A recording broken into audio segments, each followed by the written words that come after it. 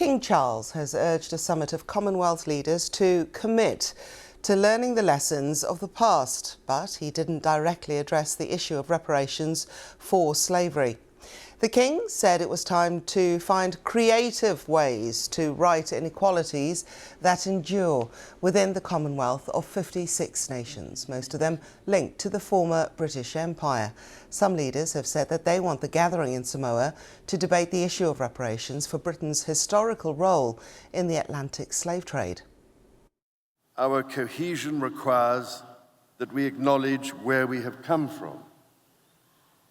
I understand from listening to people across the Commonwealth how the most painful aspects of our past continue to resonate. It is vital, therefore, that we understand our history to guide us to make the right choices in the future.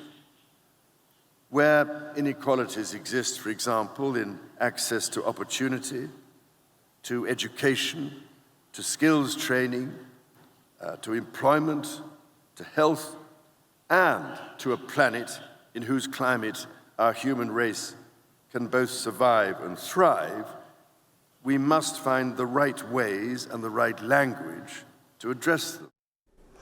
Well, the British Prime Minister Sir Keir Starmer has already ruled out an apology for the country's role in the slave trade, and the Chancellor Rachel Reeves says that Britain will not pay reparations. Sir Keir has been speaking to our political editor Chris Mason, who's travelled with the Prime Minister to the summit in Samoa. Leadership involves many things: decision-making, accountability and ceremony. This the Samoan welcome for Prime Ministers and Presidents. Some Commonwealth members want the UK and others to compensate them for the impact of slavery. Here is a debate the King referred to here in the broadest terms. None of us can change the past, but we can commit with all our hearts to learning its lessons and to finding creative ways to right inequalities that endure. It wasn't an endorsement of so-called reparations, compensation, but a nod to the anger the issue provokes for some.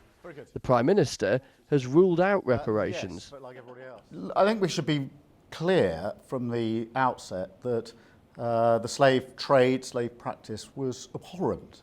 And it's very important that we start from that place. And of course, that matters hugely to many of the countries that are represented here. My posture, if you like, my focus is on the forward look, not the sort of backward look. I want to understand the nature of your objection. Is it a financial one, or is it a moral, philosophical one? Can our generation be held responsible for the actions of our forebears? Well, I think our generation can say the slave trade and practice was abhorrent, and we should. You know, we talk about our history. We can't change our history, but we should certainly talk about our history and be say clear that, but about not that. apologise, not pay any money. Well, look, you know, I think that we recognise that, and of course, apologies have already been made in relation to the slave trade, and that's not surprising. It's what you would expect.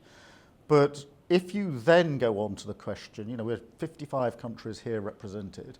And say in the conversations I've already had, what are the things that have come up most? I can tell you their resilience. They're a real concern, particularly with some of the smaller countries, about the impact of climate on them and how we can help with international institutions, financial institutions, to unlock money that might help them. You find yourself in the last couple of days embroiled in a row with Donald Trump over a loosely worded social media post by a Labour staffer, and something of a transatlantic spat breaking out over alleged electoral interference by the Labour Party. Does it worry you that, or is it just classic election campaigning, electioneering going on in America? This needs to be seen for what it is. These are Labour Party members and staff who are on a voluntary basis in their own time going to campaign in the election. It's happened every election. Every political party does it. If Donald Trump can kick you around like this as a candidate, what might it be like if he wins the presidency? I've met Donald Trump. We had dinner together in New York just a few weeks ago. The reason we did that was, I think, a shared endeavour. We both wanted to make sure we had a good working relationship. The relationship between our two countries is a special relationship. We both recognise that. And the Prime Minister is still building international relationships 4 months into the role. This one of many meetings here, seeing his Australian opposite number.